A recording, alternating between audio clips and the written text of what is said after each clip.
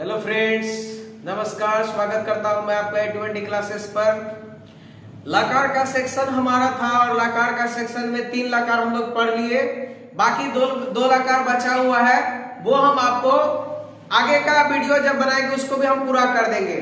लेकिन हम लोग को जल्दी से जल्दी बुक स्टार्ट करना है, इस वजह से हम लोग आगे बढ़ते हैं, क्योंकि ज्यादा प्रयोग आपका वो तीनों लकार का होता है। बाकी जो 2 लकार है उसका भी प्रयोग होता है, लेकिन इन तीनों के सापेक्ष उसका कम प्रयोग होता है। अब हमारा जो अभी का क्लास है ये कारक है। कारक की क्या भूमिका होती है हम ये बताते हैं कि ट्रांसलेशन को अगर आपको बड़ा करना है तो ट्रांसलेशन को बड़ा करने में आपका कारक ही भूमिका निभाएगा।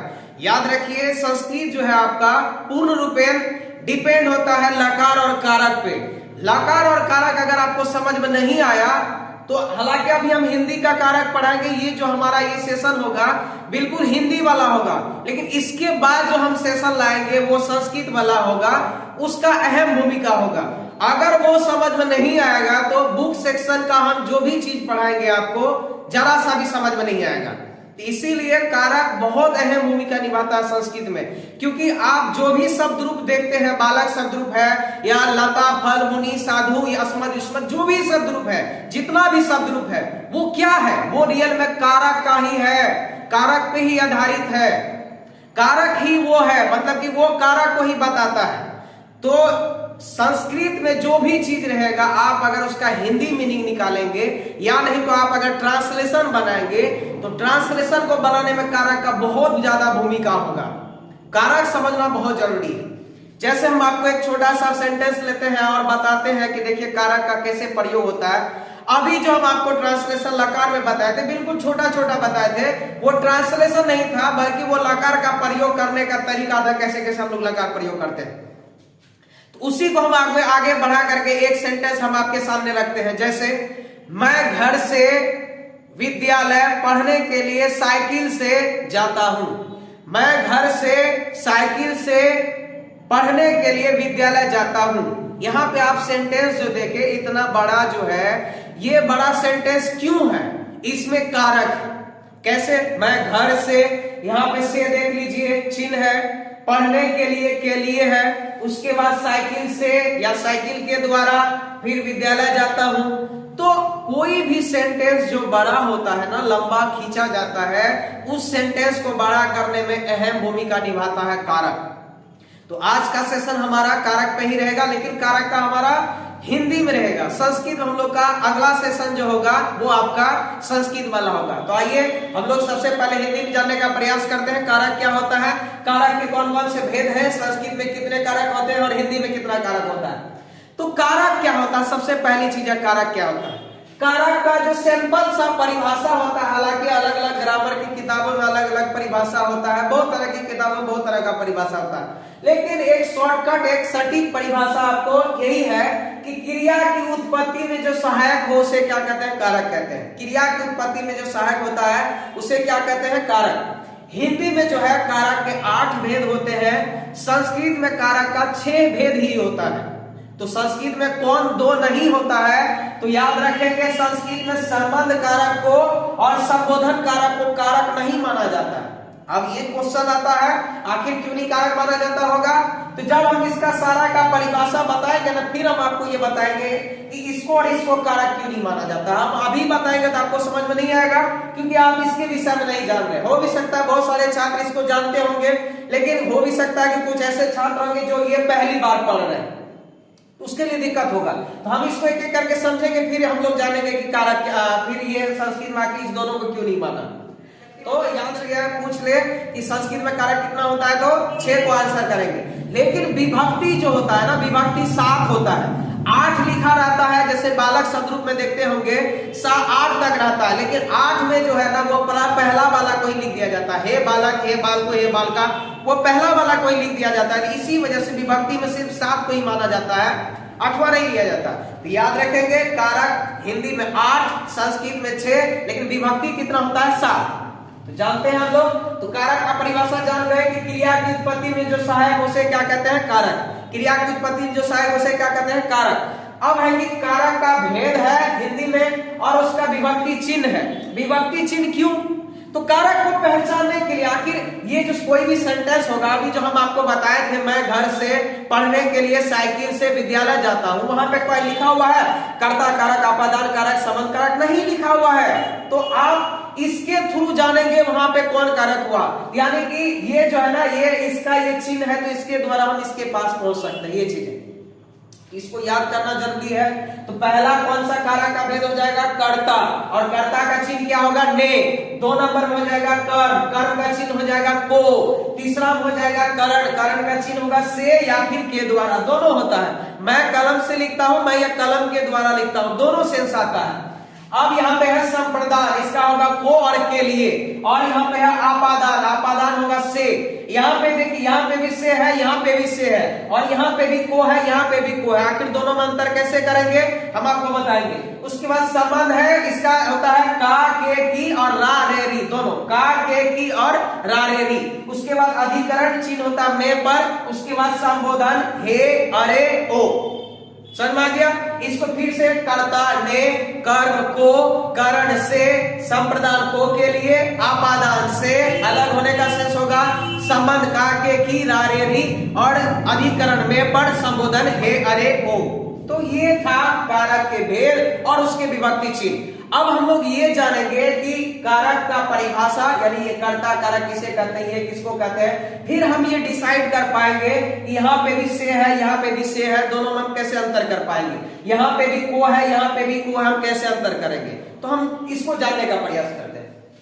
तो कर्ता, अगर आप हालांकि इसका परिभाषा हम नहीं लिख रहे हैं, लेकिन अगर आप चाहते हैं कि हम इसका परिभाषा लिखें, तो आप कॉपी लेकर के बैठे होंगे, क्लास जब देख रहे होंगे, तो इसको हम बताएंगे और इसको आप नोट करते चलिएगा। कर्ता का बिल्कुल साधारण सा परिभाषा, कर्ता, कर मतलब करने वाला, ता, यानी कि काम को जो करता है ना, काम को करने वाला ही क्या कहलाता है, कर्ता कहलाता है। यानी कि जो कार्य का संपादन करे या कार्य को निष्पन्न करे, जो काम को करे, वो कर्ता हो गया। जैसे राम खाता है, तो राम खाता है अगर कोई सेंटेंस है, तो राम यहाँ पे क्या हो गया, खाने का काम किया।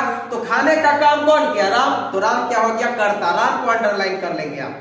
तो कर्ता, काम करने वाले को कर्ता कहते हैं। जैसे लिखेंगे राम खाता है और राम को अंडरलाइन कर लेंगे। क्यों राम को अंडरलाइन करेंगे, क्योंकि वो खाने का काम कर रहा है, इसलिए राम क्या हो गया, कर्ता, और इसका चिन्ह क्या हो जाएगा, ने। राम खाता है या राम ने खाया, तो ने आ भी सकता है, नहीं भी आएगा तो कोई दिक्कत नहीं है, लेकिन वहां पे सेंस आ जाएगा। उसके बाद आते हैं कर्म। तो देखिए, कर्ता के द्वारा कोई काम किया जाएगा, उस काम का फल जिस पर पड़ेगा, यानी कि काम का फल जिस पर पड़े, या नहीं तो क्रिया का फल जिस पर पड़े, उसे हम कर्म कारक कहते हैं। क्रिया का फल जिस पर पड़े उसे हम क्या कहते हैं, कर्म कारक, और उसका चिन्ह क्या होगा, को। जैसे राम खाता है, राम आम खाता है। पहला वाला सेंटेंस था राम खाता है, अब वाला सेंटेंस राम आम खाता है। तो राम के द्वारा काम हो रहा खाने का, खाना क्रिया हो गया, तो राम करता हुआ, लेकिन खाने का फल पड़ रहा किस पे, आम पे। खा रहा है, क्या खा रहा, आम, तो आम क्या हो गया, कर्म हो गया। तो ये जान गए कि खा यानी क्रिया का फल जिस पर पड़ेगा उसको क्या कहेंगे, कर्म। तो राम आम खाता है, तो कर्म क्या हो जाएगा, आम, और आम को आप अंडरलाइन कर लेंगे। इस प्रकार से कर्म भी समझ गए, कर्ता भी समझ गए। अब तीसरा आते हैं करण पे। करण का परिभाषा होता है कि कर्ता के द्वारा जिस काम को किया जाता है उसमें किसी चीज का सहायता लिया जाता है, यानी कि कर्ता जिस साधन से काम करे, इसका परिभाषा हुआ, कर्ता जिस साधन से काम करे उसे हम करण कारक कहते हैं। कर्ता जिस साधन से काम करे उसे हम करण कारक कहते हैं। जैसे राम आम खाता है, अब उसी सेंटेंस में जोड़ दिए, राम चाकू से आम को काट कर खाता है। राम चाकू से आम को काट कर खाता है, तो यहाँ पे आम को काट कर खाने में राम का मदद कौन होता है, मदद कौन करता है, सहायता कौन करता है, चाकू। तो चाकू हो जाएगा करण कारक, क्योंकि वो साधन है उसका। तो जो भी साधन होगा वो आपका करण कारक होगा। एक छोटा सा एग्जांपल और हम आपको लेकर के समझाते हैं। जैसे कहेगा हम लोग साइकिल से पढ़ने विद्यालय जाते हैं, तो आपका साधन क्या होगा, साइकिल। साइकिल क्या हो जाएगा, करण कारक। कहेगा किसान हल से खेत की जुताई करता है, तो किसान का साधन क्या है, खेत की जुताई करने में हल, हल क्या हो जाएगा, करण कारक हो जाएगा। तो से वहां पे भी होगा, लेकिन से रहेगा अगर साधन है और एक चीज, अगर करण कारक का सेंस होगा वहां पे से होगा तो साथ लेने का सेंस होगा। इस चीज को ध्यान रखेंगे आप। जैसे अगर मैं कलम से लिखता हूं तो अगर हम कलम को साथ लेकर के लिखेंगे, कलम हमसे अलग होकर के नहीं लिख पाएगा। अगर अलग होगा तो नहीं काम होगा। अगर हम चाकू से काटेंगे तो चाकू को साथ लेकर के होगा। तो करण कारक अगर से रहेगा, उसको आप अगर करण कारक मानेंगे तो वहां पे साथ लेने का सेंस होगा और वो साधन होगा। इस चीज को याद रखेंगे। अब आते हैं संप्रदान पे। संप्रदान कारक देखिए, कर्ता जिसके लिए काम करे उसे संप्रदान कारक कहते हैं। कर्ता जिसके लिए काम करे उसे संप्रदान कारक कहते हैं। जैसे राम चाकू से काटकर आम खाता है। अब उसी में हम जोड़ दिए, राम पौष्टिक आहार के लिए चाकू से काटकर आम खाता है। तो यहाँ पे किसके लिए? पौष्टिक आहार। तो पौष्टिक आहार आपका कौन सा कारक हो गया? संप्रदान कारक हो गया। तो संप्रदान कारक भी आपको समझ में आ गया होगा।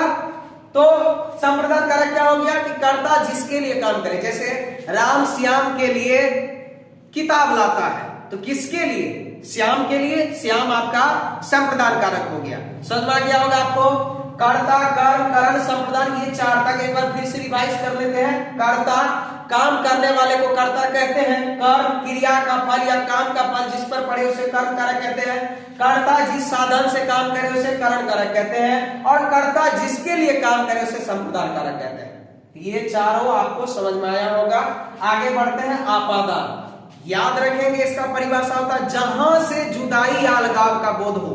ये याद रखेंगे, जहां से, यहां पे इस चीज को समझना है, जहां से जुदाई। जैसे हिमालय से गंगा निकलती है, अक्सर बच्चे इसमें गंगा को आपादान कारक मानते हैं। नहीं, बिल्कुल गलत है। क्यों?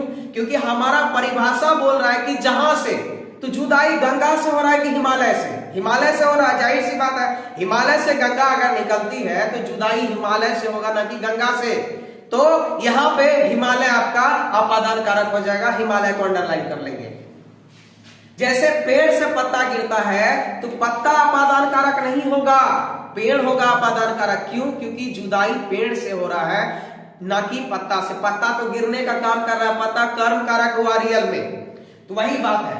तो आपादान कारक में क्या होगा? जहां से जुदाई अलगाव का बोध हो उसे आपादान कारक कहते हैं। और वहां पे भी चिन्ह से होगा, लेकिन अलग होने का सेंस होगा। जैसे मैं घर से बाहर जाता हूं तो घर से आप जुदा होकर के जाएंगे, घर को लेकर के नहीं जाएंगे आप। तो यहाँ पे साथ लेने का सेंस नहीं होगा। संबंध का मतलब होगा कि जब एक शब्द का संबंध किसी दूसरे शब्द से जाना जाए। इसका परिभाषा होता है, जब एक शब्द का संबंध किसी दूसरे शब्द से जाना जाए उसे संबंध कारक कहते हैं। जैसे मेरे पिताजी, मेरी माँ, मेरी बहन, मेरी पत्नी, मेरी साली। तो यहाँ पे आप क्या देखते हैं कि एक शब्द हम होते हैं और दूसरा शब्द मेरा पिताजी हो, माँ हो, बहन हो, पत्नी हो, साली हो, जो भी हो, उससे हमारा संबंध होता है। तो एक शब्द का संबंध जब दूसरे शब्द से जाना जाए वहां पे संबंध कारक होता है। एक लंबा सा सेंटेंस लेते हैं। जैसे मैं भारत देश का निवासी हूं, मेरा संबंध किससे है? भारत देश से। तो भारत देश आपका संबंध कारक हो जाएगा। तो संबंध कारक मतलब समझेंगे कि जिससे आपका संबंध होगा, जिससे भी, उसको आप संबंध कारक। आपका संबंध आपकी पत्नी से है तो आपकी पत्नी आपका संबंध हुआ। अगर आपका संबंध आपकी साली से है तो आपका साली संबंध कारक हुआ। समझ में आ गया होगा। उसके बाद अधिकरण कारक। अधिकरण कारक का मतलब होता है कि क्रिया जिस स्थान पर होता है उसे अधिकरण कारक कहेंगे। क्रिया जिस स्थान पर हो उसे अधिकरण कारक कहते हैं। जैसे बिल्ली छत पर रोती है, तो बिल्ली का काम जो हो रहा है रोने का, कहां पर? छत पर। तो छत क्या हो जाएगा? अधिकरण कारक। समझ में गया होगा आपको। जैसे अगर कहेगा बच्चे टेबल बेंच पे बैठकर पढ़ते हैं, तो टेबल बेंच क्या हो जाएगा? अधिकरण कारक। क्योंकि यहाँ पे जो भी बच्चा का काम हो रहा है वो कहां पे हो रहा है? टेबल बेंच पे। तो वो हो जाएगा अधिकरण कारक। समझ में आ गया होगा। तो जैसे मैं घर पर पढ़ता हूं तो मैं घर पर, काम क्या हो रहा है पढ़ने का? कहां पर? घर। तो घर क्या हो जाएगा? अधिकरण कारक। उसको अंडरलाइन कर लेंगे आप। लास्ट बचा संबोधन। संबोधन का परिभाषा होता है पुकारने, चिल्लाने या संबोधित कराने के लिए जो भी शब्द का आप प्रयोग करते हैं उसे संबोधन कारक कहते हैं। तो पुकारने, चिल्लाने या संबोधित कराने वाले शब्दों को क्या कहेंगे? संबोधन कारक कहेंगे। इसका एक और परिभाषा होता है, दूसरे आकृष्ट को अपनी ओर खींचना, उसे भी हम संबोधन कारक कहते हैं। जैसे अगर कोई लड़का जा रहा है, आप अगर बोलते हैं उसको हे, अरे ओ, ये इस शब्द से आप पुकारेंगे हे राम इधर आओ, तो तो वो लड़का क्या है कि जिस ओर जा रहा है उस ओर नहीं जाएगा, बल्कि आपकी ओर आकृष्ट हो जाएगा, आपकी ओर घूम जाएगा। तो वही होता है कि आप अगर पुकारने चिल्लाने के लिए जिस भी शब्द का इस्तेमाल करते हैं वो शब्द आपका संबोधन कारक कहलाता है। समझ आ गया? लेकिन एक चीज ध्यान देने वाली बात है, जहां पे भी संबोधन कारक होगा वहां पे ये एक्सक्लामेटरी मार्क जरूर होगा, ये पूर्ण विराम के बाद यहाँ जो डॉट रहेगा, ये नहीं होगा तो वहां पे संबोधन कारक नहीं होगा। तो एक बार फिर से हम रिवाइज कर लेते हैं। कर्ता, काम करने वाला को करते कर्ता कहते हैं, कि काम यानी काम का फल जिस पर पड़े कर्म, कर्ता जिस साधन से काम करे करण, कर्ता जिसके लिए काम करे संप्रदान, जहां से जुदाई अलगाव का बोध हो अपादान, एक शब्द का संबंध दूसरे शब्द से जाना जाए संबंध, क्रिया जिस स्थान पर हो अधिकरण, और पुकारने चिल्लाने या संबोधित करने के लिए जिस भी शब्द का प्रयोग करते हैं उसे आप संबोधन कारक कहते हैं। तो अब इस प्रकार से आप यहाँ पे भी को है, यहाँ पे भी को है, अंतर कैसे करेंगे याद रखेंगे। अगर को आएगा, अगर वहां पे देने का सेंस होगा, जैसे मैं श्याम को किताब देता हूं, यहाँ पे देने का सेंस हुआ, को आया तो को यहाँ पे संप्रदान हो जाएगा। लेकिन अगर देने का सेंस नहीं होगा तो वो कर्म कारक होगा, ये याद रखेंगे आप। अगर को आएगा देने का सेंस होगा तो संप्रदान, अन्यथा वो कर्म होगा। लेकिन एक चीज और, अगर वो कर्म होगा तो उस को अगर वहां से आप रिप्लेस कर देंगे तो आपका सेंटेंस ऐसा नहीं लगेगा कि अधूरा है। लेकिन अगर वहां पे संप्रदान का सेंस होगा, अगर वो को आप अगर हटा देंगे तो आपका लगेगा कि सेंटेंस पूरा नहीं है। तो आप ऐसे भी सेंस निकाल सकते हैं आप। तो और यहाँ पे से में भी समझ गए होंगे, ये से होगा साथ लेने का, और यहाँ पे ये अलग होने का सेंस होगा। तो उम्मीद करते हैं हिंदी का ये जो कारक का सेशन था आपको समझ में आया होगा। तो आज मिलते हैं हम लोग नेक्स्ट क्लास में। जय हिंद, जय भारत।